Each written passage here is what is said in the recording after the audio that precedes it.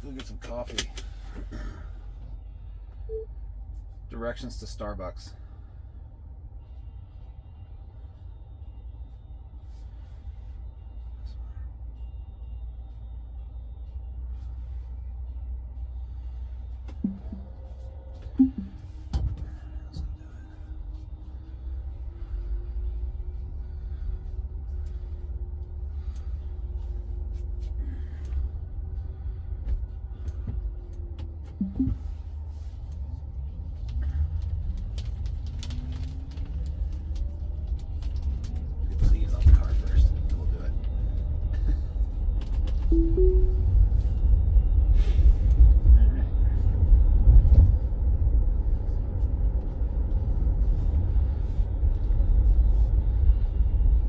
Definitely treats this like a 2-lane road, but to be fair, there's no lane markings, so I'm not surprised that it does.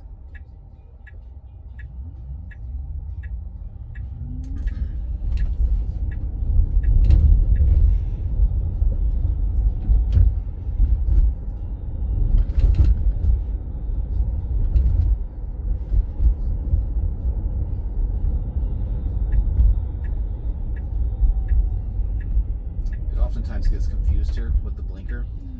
This little island screws it up. It did a really good job here yesterday. It was pretty heavy traffic. This is early in the morning, so there shouldn't be any traffic anywhere. 6:38 on a Sunday, so it's pretty early.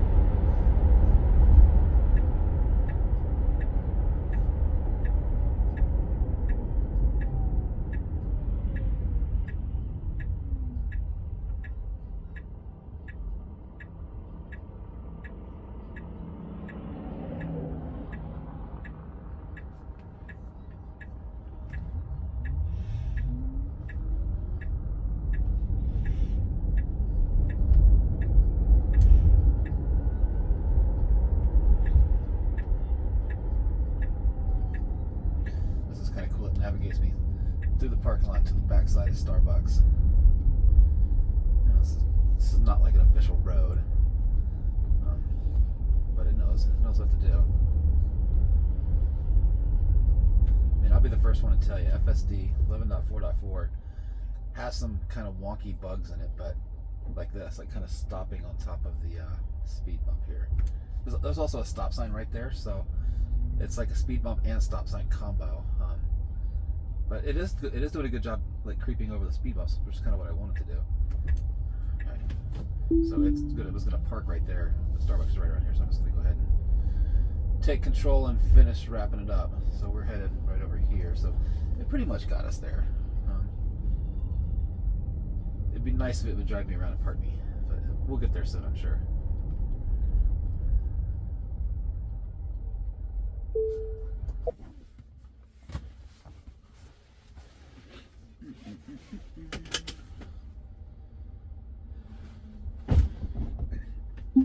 I'm gonna kind of drive for a minute to force it to go a different direction home. Instead of taking the main highway home, it's gonna take a little back road home. That's kind of the one thing I don't like about the mapping software. It doesn't really give you the ability to change your route very well. You can set different destinations and you can kind of control the route that way, but on the desktop version of Google Maps you can really drag it around and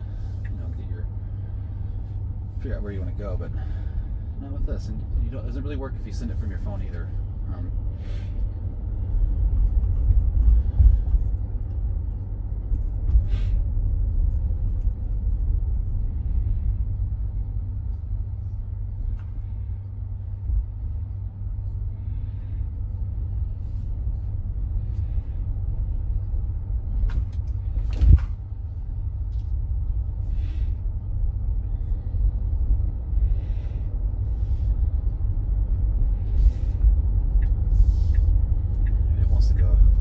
To the left because it's the fastest route, but I'm going to go this way actually because it's the more fun route.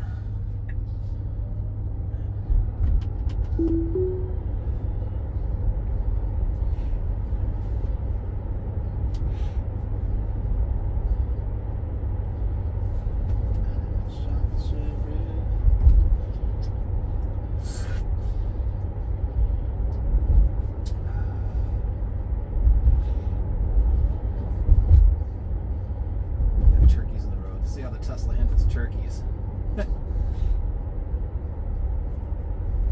Pretty well. Hi, Turks.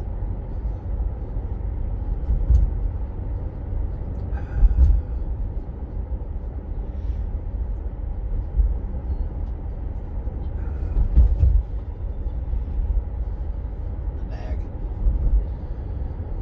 In case this is your first time watching a self-driving video, whenever the blue line is on, the car is basically taken over. It requires me to touch the steering wheel, apply a little bit of pressure once in a while, but not enough to take it out of self-driving mode.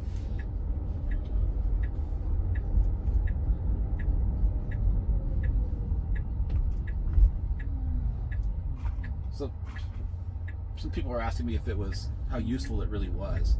I actually do think it's useful. So, for driving around all the time around town like this, not yet. Like this time of day, it's fine. There's no traffic to annoy.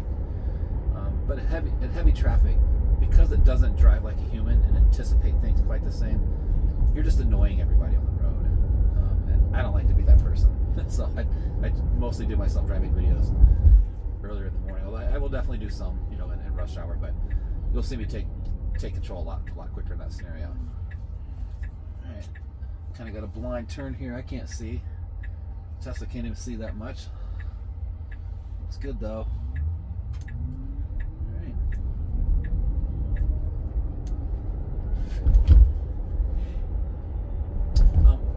But again, where like it is useful is if you're driving through town and you have something that you want to do on the infotainment system, you can put it in full self-driving mode for a second.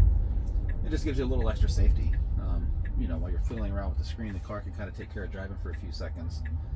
So yeah, I think it's definitely useful in that scenario. Kind of a little weird turn there, but I figured it out. On the highway, it's amazing.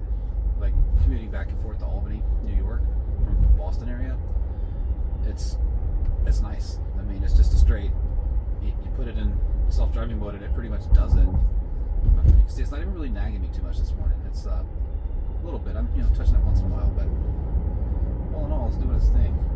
I was just bragging about you not nagging me. You're gonna nag me.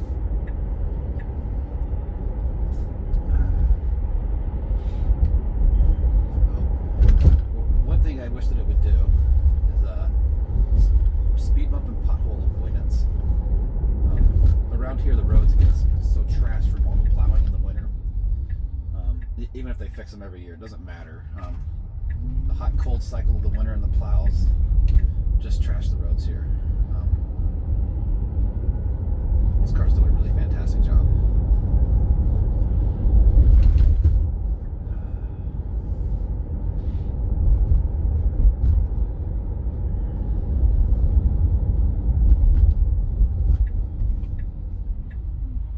Not sure why it's freaking out quite like that, but again, it's early enough in the morning, it's not a big deal.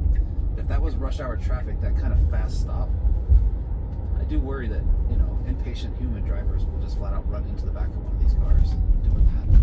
Like, again, what are we stopping for right here? It's kind of a strange place to stop. And the thing about Teslas that make it even worse is that they kind of take off really fast. So you have to start, stop, the self-driving a little bit.